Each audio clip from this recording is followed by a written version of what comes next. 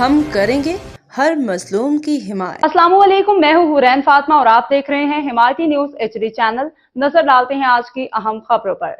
ضلع ملیر پولیس کراچی 25 نومبر 2025 گٹکا موا کی سپلائی ناکام، ملیر سٹی پولیس کی کارروائی۔ ملیر سٹی پولیس نے خفیہ اطلاع پہ کارروائی کرتے ہوئے رکشہ ڈرائیور کو گرفتار کر لیا۔ ملزم رکشے میں بنائے گئے خفیہ جگہ پہ گٹکا موا رکھ کے مختلف علاقوں میں پہنچاتا تھا۔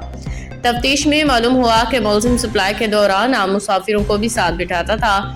ملزم نے بتایا کہ اس طریقے سے وہ اپنی غیر قانونی سرگرمی کو چھپاتا تھا۔